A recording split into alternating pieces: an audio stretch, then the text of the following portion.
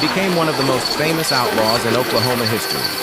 He was also, by almost every account, the most lovable failure the Old West ever produced. But the road that turned a lawyer into an outlaw didn't start with a robbery. It started with his brother dead on a saloon floor. The Jennings boys were a family of lawyers, sons of a frontier judge. In 1895, two of the brothers, Ed and John, squared off against the most famous attorney in the territory, Temple Houston, the gun-carrying son of Sam Houston. A property case turned into a shouting match. The Jennings side called Houston a liar. That night, it moved to a Woodward saloon, and the arguing stopped. When the smoke cleared, Ed Jennings lay dead, and his brother John was shot and badly wounded. Houston pleaded self-defense and walked out a free man. Two of the surviving brothers, Al and Frank, didn't go back to the law. Bitter over the killing, they drifted into an outlaw gang out in the Creek Nation and set out to rob trains. And here's where the legend and the truth split apart.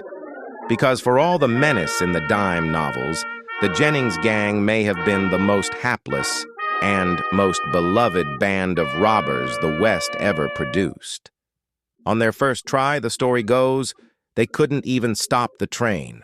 Al stood on the tracks, waving it down, and nearly got himself run over. On the next, they made it into the express car, then failed twice to blow the safe and simply gave up.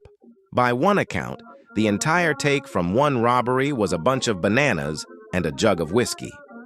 Across a whole career of robbing trains, stores, and a post office, the Oklahoma Historical Society sums up the gang's haul in 3 words: little monetary success. It was over in about 100 days. In late 1897, Al was wounded by lawmen, and a deputy marshal named Bud Ledbetter ran the gang down and brought him in. He drew a life sentence for it.